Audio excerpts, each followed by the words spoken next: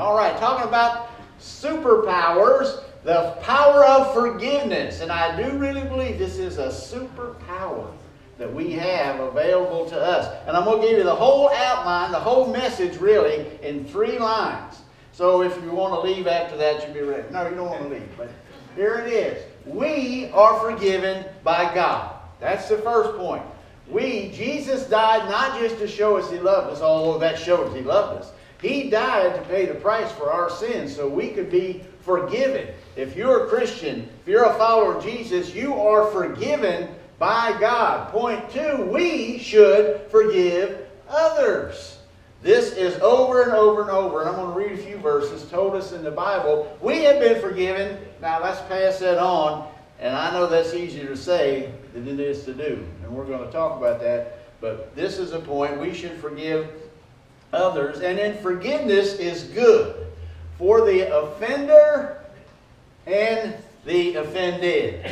If I forgive somebody, it's good for me, it's good for them. That's why it's the power of forgiveness that I want to talk about. All right, tell me if you know what you think this picture is of. Anybody know? Got a guess?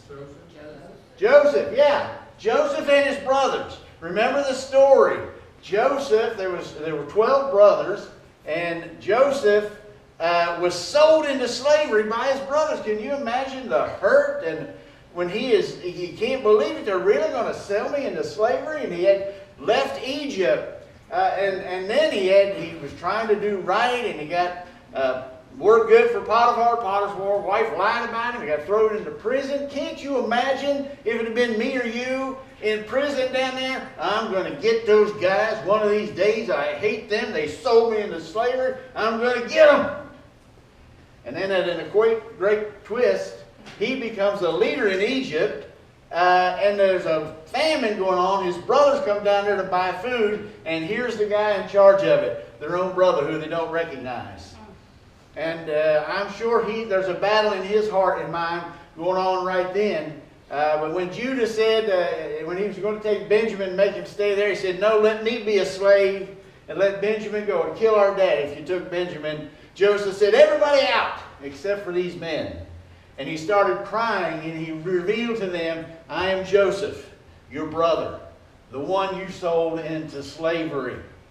And of course they thought they were dead then, but he forgave them, and they embraced, and they had a good relationship because he said, you meant it for evil, but God meant it for good. Now what would have been the difference if Joseph would have took his right for vengeance on these men?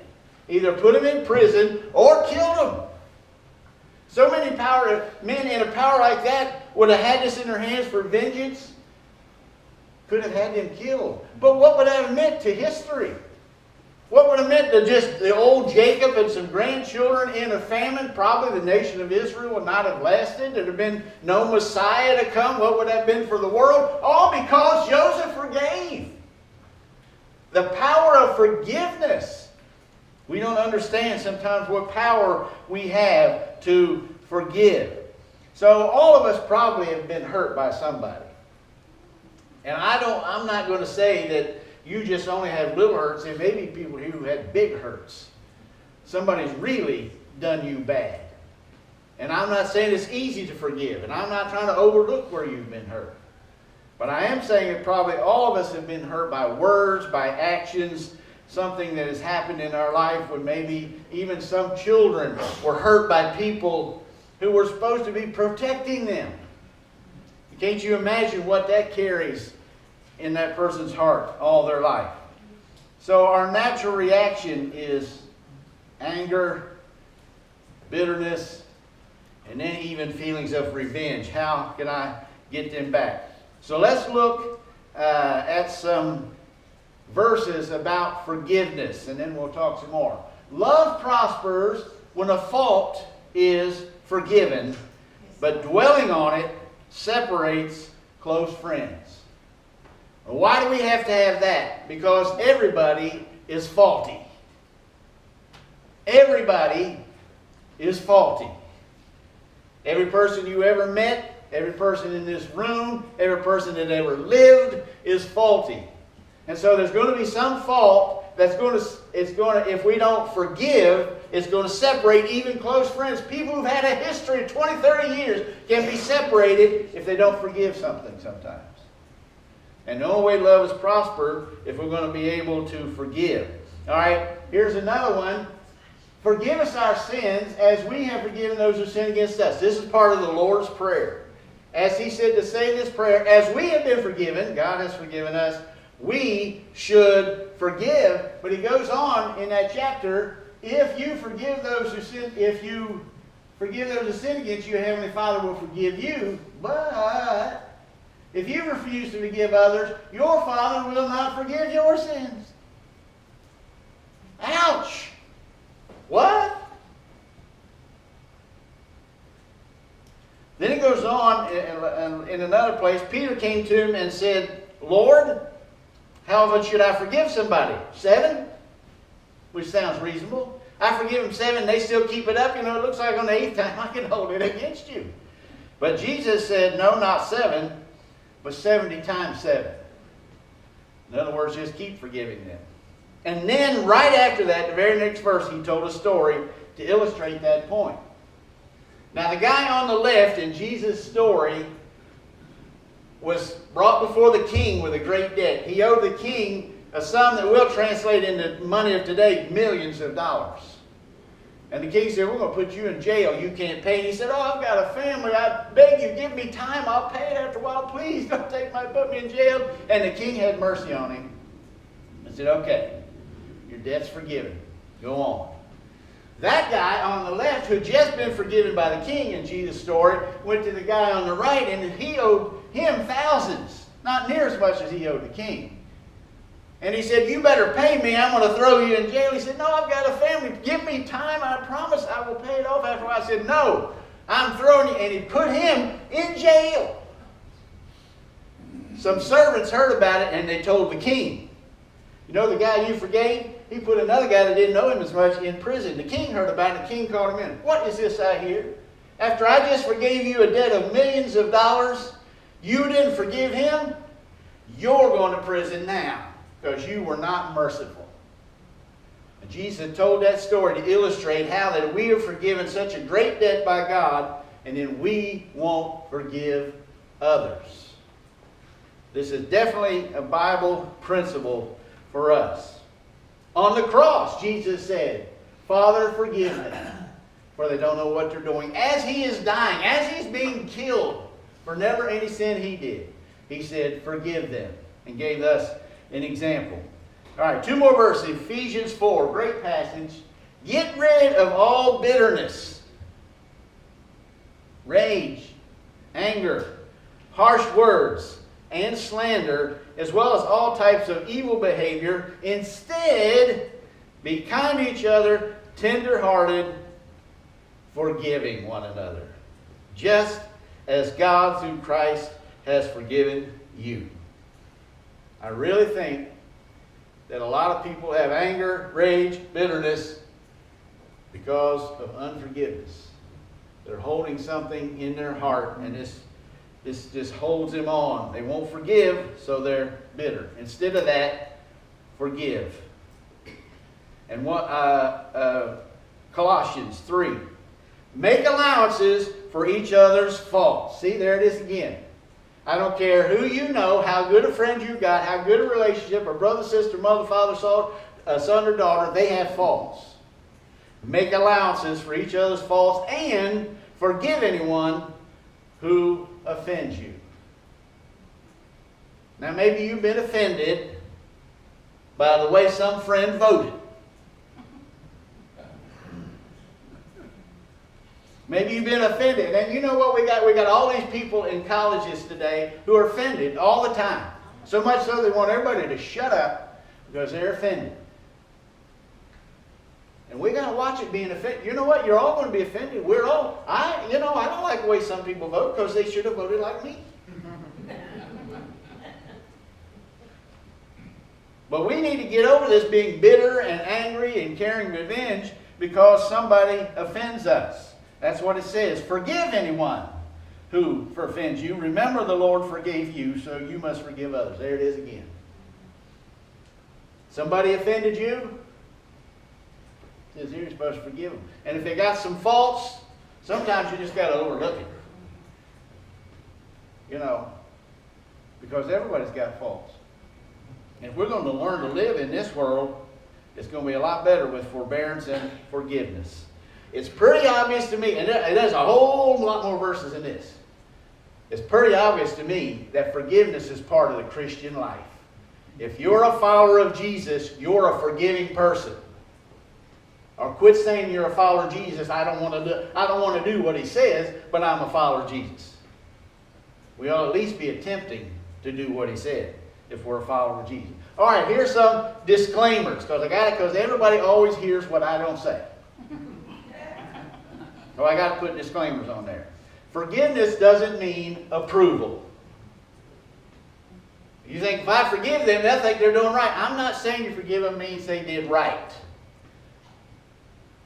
You know, Jesus, you remember when they brought the woman in adultery? He said, and I don't condemn you. And then what he said? Anybody know what he said after that? Neither I condemn you. Go and sin no more. In other words, he forgave her, but he didn't say, I approve of what you've been doing.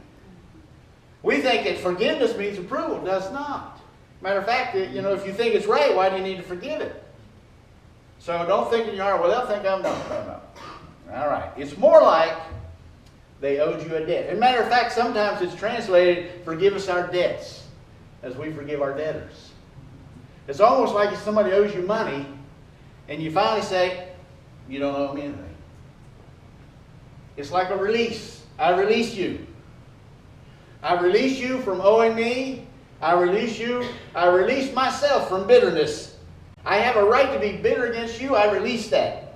I release all thoughts of vengeance. I'm not going to sit around and think about how I would like to get you anymore because I forgive you and I release that. And you don't owe me anything. That's what forgiveness is. I didn't say it was easy, but it's good. It's right. Forgiveness doesn't mean you don't confront. Sometimes you need to confront. Sometimes you need to go to that person and say, that wasn't good what you did. We need to talk about that. And I don't want you to think there's not a time that you know, it just means, especially like in marriages or close relationships, sometimes you need to get things worked out. You do need to confront them. I think those people who were abused by people like Boy Scout leaders, clergy like pastors or priests, teachers, when they were young, I think they have every right to confront that. And bring it out so they quit doing it to anybody else. They should not be swept under the rug so they can do it more. Can you forgive them? God help you to forgive them. But that doesn't mean you don't confront them. Forgiveness doesn't always mean, I should have put necessarily or always mean reconciliation, because I hope for reconciliation. That's the ultimate goal, to have reconciliation. But forgiveness doesn't always even mean reconciliation. The person you want to forgive may be dead. Some people are holding thoughts of vengeance and bitterness against somebody that died a long time ago, maybe a parent or a grandparent or somebody that hurt them. You can't reconcile with them, but I say you can forgive them. You can release that debt, thoughts of vengeance or hate or bitterness, release that. Maybe in this, I know a couple times in my life that people don't want to reconcile. I have confronted them, we have talked, I said we need to talk, and they didn't want to do it. They didn't want to talk, they didn't want to reconcile, and they just left, and I couldn't. And you can't reconcile even if you try. Now, let me just say this word about reconciliation. Jesus talked about this a couple of places. He said, if you have aught against somebody, you go to them. Amen. You don't go to them and them. You go to them. I don't have anything against you, Frank, so don't get worried. But he also said, if somebody has something against you, what's he say there? You go to them. Well, I thought I had to go to get it back. You got it. Either way, Jesus said, you have a responsibility to try to get that reconciled. Look it up. That's what Jesus said. Either way, if they got something against you, go to them. If you got something against, go to them. But try to get it worked out between yourself, forgive it, and go on. But anyhow, it doesn't always work that way. But I still say we need to try to forgive and reconcile. Now let me say this. What about God? I believe Jesus died on the cross for God so loved the world that whosoever believes in him should not perish but have everlasting life. God died forgiveness for everybody. But there's no reconciliation with God until they accept it. Until they take that free gift. Matter of fact, that's what he tells us, that we as Christians we're the ones who are trying to reconcile God and man. Forgiveness is already there, but we have to come take it before we're reconciled with God.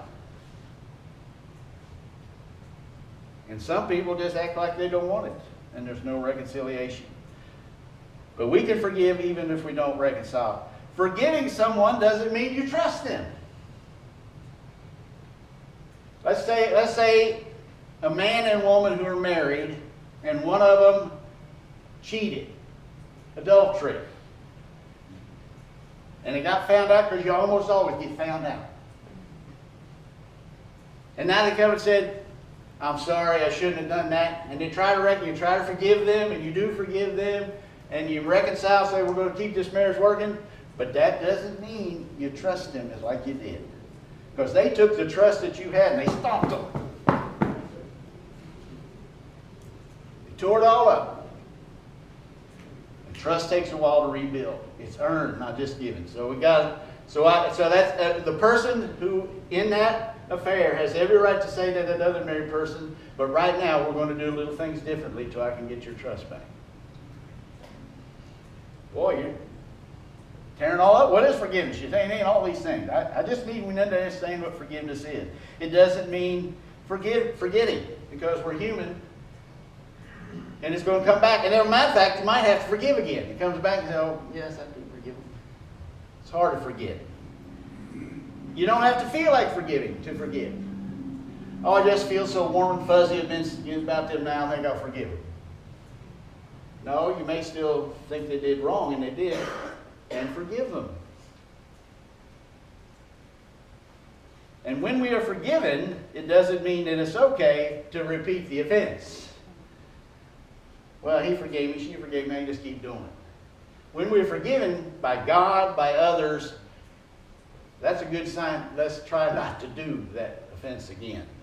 Okay, so I'm trying to clarify forgiveness, what it is and what isn't. And having said all those things, it's not, I still believe you can take something that somebody did to you, even if they're gone, even if they're dead, and you can say, I release them, God, I forgive them. They have no more debt. I have no more bitterness. I don't want any more bitterness. I'm not going to sit around and think about their ill will towards them. I'm not going to sit around and think about how much I hope they get hurt. I forgive them. And when you do that, it can be a big weight off of your life. Amen. It's like, and I meant to bring a suitcase. And I'll take this. And you get back from the trip you did, and your wife says, well, why are you still carrying your suitcase? Because the lady that worked for the airport made me mad. She didn't check me in quick enough, and I'm going to carry this around to remind me how mad I am at her. And you take it to bed and you sit it by the bed with you so you can pick it up the next day. To remind me I'm mad at that woman at the airport. How dumb is that? But that's what we do to ourselves. See? You know the person, if I did that, the lady at the airport, you think she's feeling bad about it?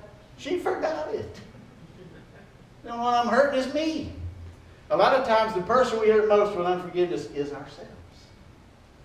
So that's why I say forgiveness is a superpower, because it leads to health. It leads to a healthier body. They've been studying proving that your blood pressure is lower when you've got forgiveness and you don't harbor bitterness. You can sleep better, and sleep is good for you. And even your immune system is better. All kind of healthy body things if you forgive. Healthier mind. Can't you think there'd be more peace in your mind if you're not harboring bitterness and bad feelings about? I saw something falling, so it was leaves falling. I thought there was a bug on there. I like that background. Fits fall, but Don't you think there'd be more just the ease about life? About you can be happier when you're not thinking about all the stuff in the past. You can be happier in the present. Less self-pity. Nobody ever treats me right. Because you're picking up something that happened 30 years ago, and then you add to it something that happened 20 years ago, and something that happened 10 years ago, together with something that happened last week, and boy, you got a pile on you and say, nobody ever treats me right. Well, I'm always first. Self-pity is an easy thing to get into. Doesn't do you any good. Let me tell you this, all of us get hurt by people. We all have trouble. And self-pity is not good for us. It's less anxiety, less depression, because you're not dwelling on the offense. It's a healthier body, it's a healthier mind, and healthier relationships when we forgive. There's not a feeling of victimhood. I'm just the one that's oppressed. That's not a good thing to have. And I'm a victim all the time. Less stress and hostility. I really think in a lot of people's lives, when they have anger, and why are they so mad? I think they're carrying bitterness around. And it affects all these other relationships. You carry this bitterness around because you won't release it with forgiveness, and then you come in and you figure they're going to treat me like that too, and you mess up this relationship because of that one. Whereas if we can forgive, it gives us a clear mind and heart to have a good relationship, not carry over that anger, that misplaced anger and bitterness that you take out on somebody else. You're mad at the boss and you yell at your wife. That happens to us. So, healthier. I'm telling you, I believe that not only is forgiveness commanded, and it's what we're to be a Jesus follower, but it's good for us. And good for those we forgive. I didn't say it was easy, but I believe it is good. Somebody said this, resentment is like taking poison and hoping it kills the other person. And that's what we're doing. Boy, that'll show them. It's not showing them anything. Unless you do like some people do, and they go and they actually take out on violence because they've been harboring this in this victimhood. All right, I'm going to tell some stories now. First, I'm going to tell a few about my life. Then I'm going to tell a couple of other great stories, I think, of forgiveness. These are simple ones in my life, but I've told you before about as I was growing up, my father got more and more into alcoholism. I've told that story and what it meant in our life. Our family finally broke up. I don't know why he took out his anger on his wife and children. I think he had something. And I don't even know what, because I never got to talk to him as an adult. He died when I was 17. But there was no reason for the anger that he came and took out on us at home. But I've told that story in a preaching, as I used to preach around the country, and in several places people come up to me and say, "Have you forgiven your father?" I say, "Oh, yes. I forgave him a long time ago. I forgave him before he even died, much less when he died. I forgave him that night when he prayed to receive Christ and asked God to forgive him. I harbor no bitterness, and I mean this in the depths of my heart. I wish many times in my life I could have talked to my father, had a relationship with him. And it's so much better than harboring bitterness towards him and affecting my other relationships.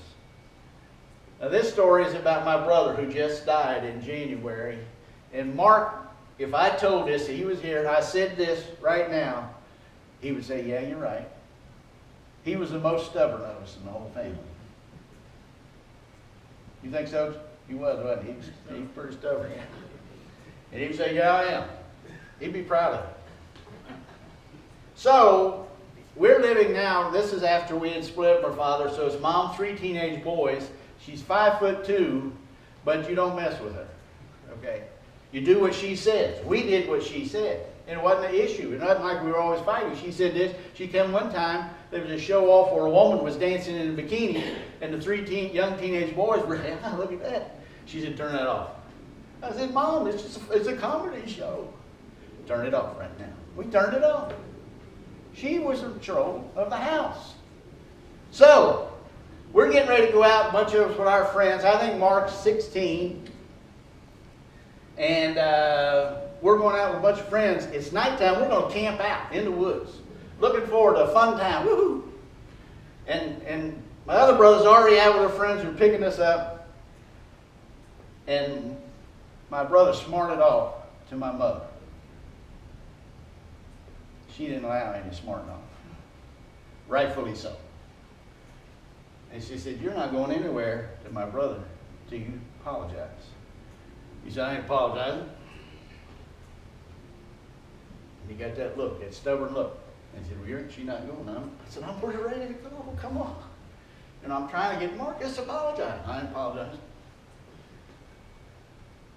And I said, "All right, I'm going to tell him I ain't going either. I can't leave you two here fighting." And Mark says, "I'm sorry." He starts crying. "I'm sorry, Mom. I shouldn't have talked like that." She started crying. And they hugged each other. And we went camping out. Now, what's the point of that little story? He never, as far as I know, ever talked like that again. He loved his mother like we all did. When she was dying of cancer, I remember him picking up and carrying her because she couldn't walk. Because he loved her. But a silly little pride sometimes keeps us from having those close relationships because we won't apologize, we won't forgive. And what we could have had, we don't have. Because we're going to be stubborn and say, "I'm not forgiving, I'm not apologizing." And we blow it. All right, now this one I really don't like, because I'm the bad guy in this one, but I'm going to tell it to you. Sandy and I lived in Indiana when we got married. We decided we were going to celebrate our first anniversary and go to Chicago. We went after church. As a matter of fact, I had youth meeting after church Sunday night, so we left at 9 o'clock to drive up to Chicago. We got there about midnight, 12:30, to a hotel in downtown Chicago. It was the worst hotel I've ever stayed at in my life. We got there and we got out of the car, we pulled up and there was a bunch of guys, young guys standing up there smoking who knows what, looking real threatening. Sandy, let's go, get in here, let's go. We got in the hotel, we got to the worst room I ever had. The curtains were torn off and hanging loose. There was dirt all over the carpet and there was a big stain on the bedspread. We tore it off, we never took our clothes off, we laid down in our clothes on top of the blanket. Slept for a few hours, said, "We're changing rooms in the morning." So now we're trying to find a room. This is before GPS and internet and all of this. You got to understand that. So I had a big atlas. I had Chicago. All right, Sandy, I'm going to drive. You find us that room, that hotel room. Sandy was talented in so many ways, but not in map reading. Now, I don't know where it's the room there, and I'm trying to, so I'm getting frustrated. And so I yelled at her, "Can't you even read a map? What's the matter with you?" And I'm yelling at her. Our first anniversary trip, I'm yelling over her because she don't know where to find it, and she started crying. Who felt like a dog? Anniversary trip, supposed to be happy, and I'm yelling at my wife so she cries. But I will say this about Sandy, she didn't really take stuff off of me. I'm seeing that my mother didn't and my wife didn't, and you know what? That's a good thing. So she told me that was not acceptable behavior. And I said I was right.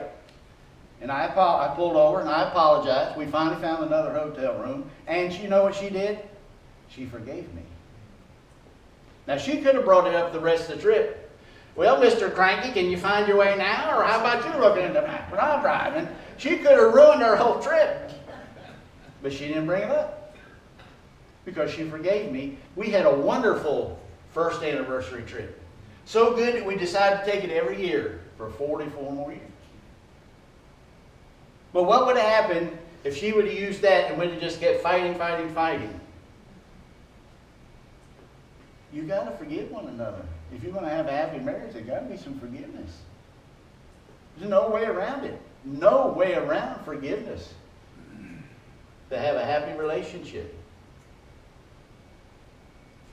Now this one is a little bit more about Sandy. We moved to Delaware. I took a church when I was 26, which didn't have many people and not a lot of money.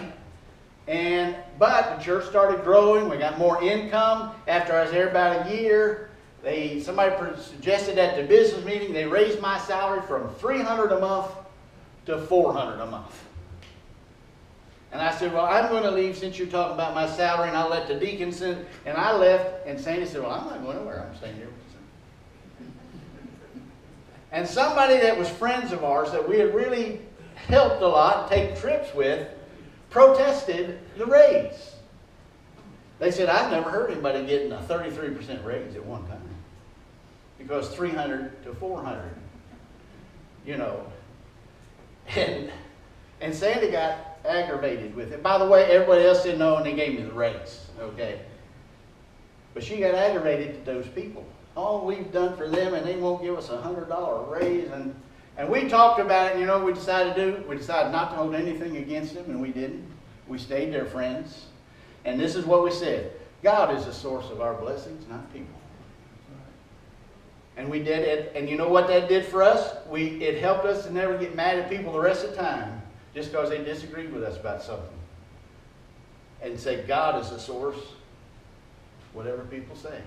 And it helped us in all our ministry to be forgiving of people in that case. Well, I've got more stories. I'll let them go there. But the point is, this affects real life in little ways that we don't realize how it affects the future of our life, or whether we're forgiving or not. Love prosper when you overlook a fault and when you forgive. Do we want love to prosper? I hope we do. Two more quick true stories. All right, here's a picture. That's a former policeman on the left, Collins. McGee is the guy he lied about to get locked up. He was a new policeman who wanted to get ahead and get promoted, so he started making up stories and false evidence to get people in jail. And he got this guy in jail who was not the drug dealer, and he knew it, but he got him in jail. And Jamil said, I want to get out and hurt him. But they finally found out what he did, and he went to prison. They both got out of prison, and they ended up working at the same place.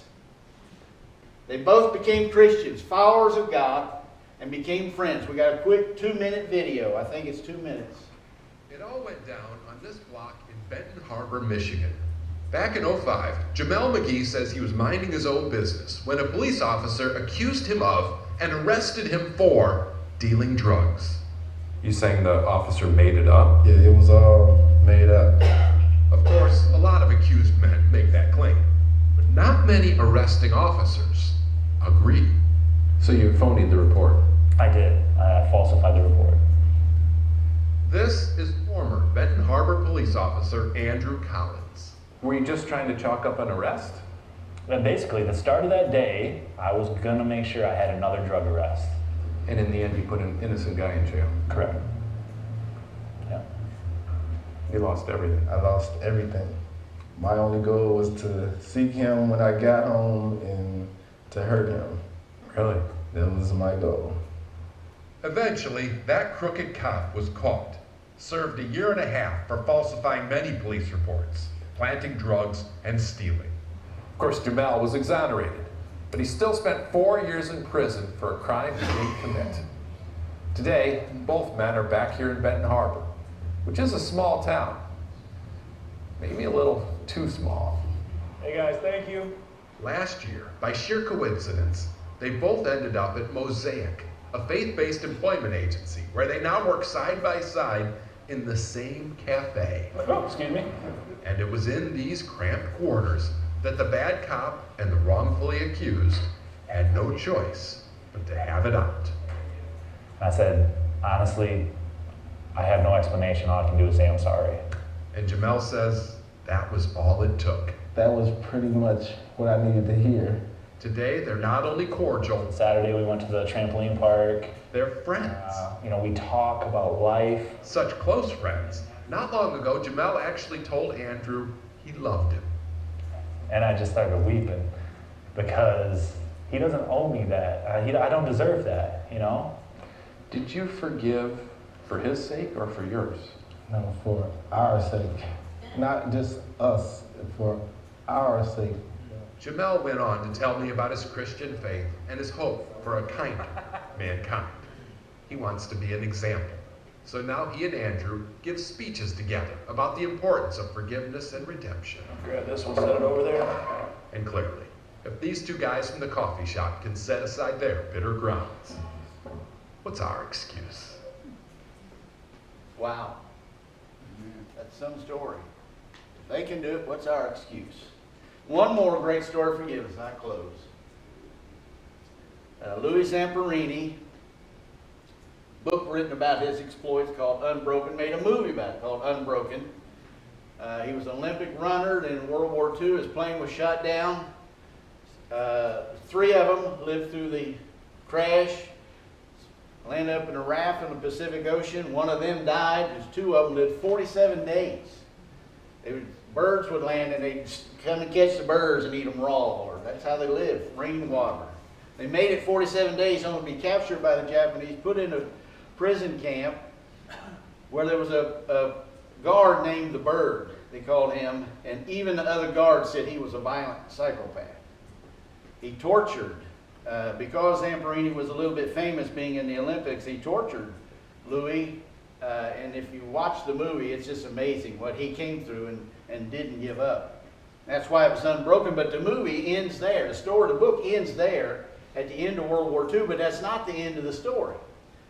Louis Zamperini came back with bitterness in his heart towards his captors, and who could blame him? He had a nightmare every night. He married his sweetheart, but he turned to alcohol so bad he had PTSD, if anybody did. That it just was tortured his wife, and she said, "I've got to divorce you. You're killing me with your drunkenness and your nightmare and your violence." But Billy Graham came to town talking about Jesus. She went to a Billy Graham crusade and she got saved. And she came back and said, "Louis, I'm a Christian now. I'm not going to divorce you. But I want you to go with me." So he went one night, finally. He didn't want to go, but he went. And he left in the middle of it. "I don't need this." But she talked to him and he came back, and Billy Graham preached on forgiveness.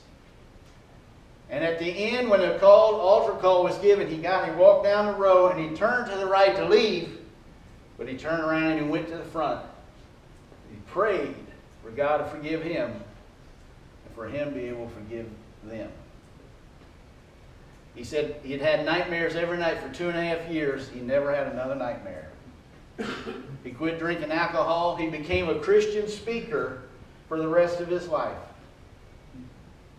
He even went back to Japan, gathered some of the guards and told him he forgave them. A couple of them became Christians. The Bird was afraid to meet with him. He wouldn't meet with him. But he forgave them. And if you could just watch a video of this guy, he just has such a joy about him. Because he said, when I forgave them, all that was taken away. And it changed his life to be forgiven and to forgive. He married 55 years. His wife died. He lived till 2014, died at the age of 97, serving Jesus, forgiven and forgiving. And that's what we're supposed to do.